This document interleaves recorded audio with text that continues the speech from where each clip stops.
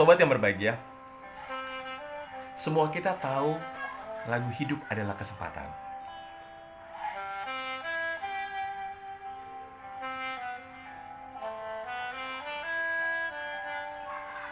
Lagu ini sangat luar biasa. Oh Tuhan, pakailah hidupku selagi aku masih kuat.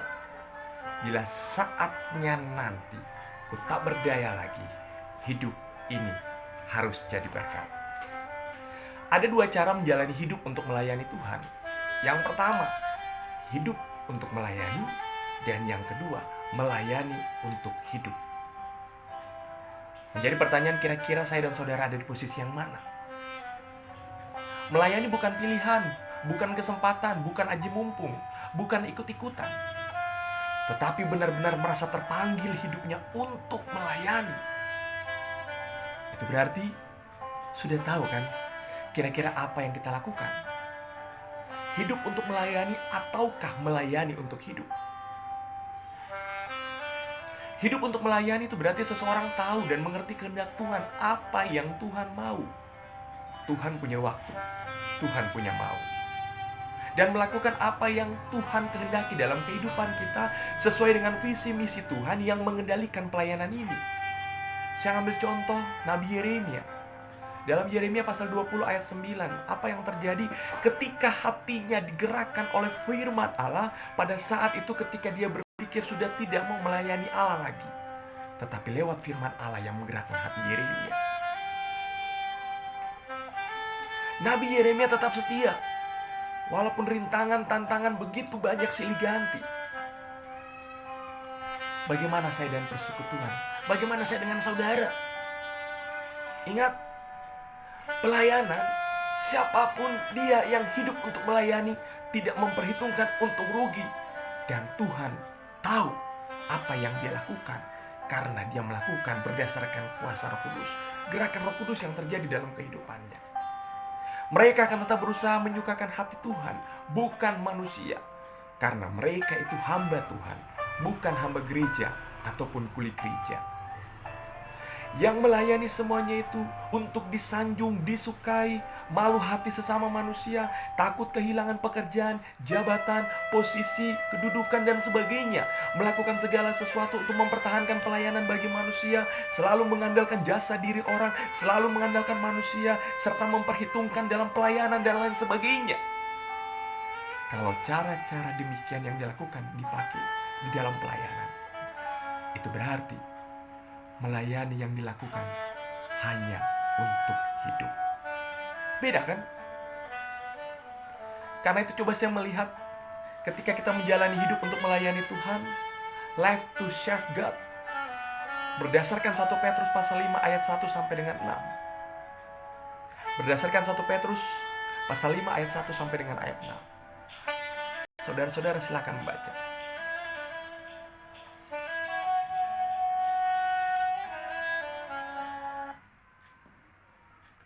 Ada 3 bagian yang saya coba lihat di dalam bacaan kita saat ini. Yang pertama, kenapa mesti kita melayani? Dasar apa yang kita pakai untuk kita melayani? Dasarnya adalah bukan kamu yang memilih aku, tetapi akulah yang memilih kamu, dan aku telah menetapkan kamu supaya kamu pergi dan berbuah, dan buahmu itu tetap, supaya apa yang kamu minta kepada Bapa di dalam namaku, aku akan memberikan kepadamu. Yohanes pasal 15 ayat 16. Oleh karena itu Yesus sendiri sudah menunjukkan kasihnya dalam melayani. Dia melayani siapa saja tanpa memandang suku, agama, ras, golongan, kecil, besar, tua, muda, laki-laki, perempuan, orang tua maupun anak-anak, orang baik maupun orang jahat, orang kaya maupun orang miskin, dan siapa saja. Dia sudah tulus mengasihi sesama manusia. Pada ayat yang kedua sampai dengan ayat yang kelima, saya mencoba melihat ada kurang lebih 3 atau 4 hal yang terkandung bagaimana kita hidup melayani Tuhan. Yang pertama, melayani dengan kerelaan hati. Jangan terpaksa, jangan dipaksa, jangan dengan sebuah beban, jangan dengan setengah hati, tapi lakukanlah itu dengan sukarela dan penuh sukacita. Yang kedua, melayani jangan mencari keuntungan. pengabdian diri.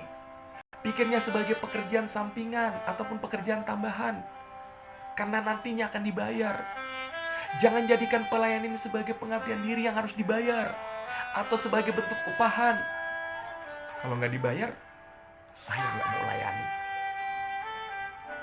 Yang ketiga, jangan tinggi hati ataupun sombong ataupun ego, merasa pikir punya segala-galanya. Tetapi melayani, milikilah hati sebagai hamba, bukan tuan.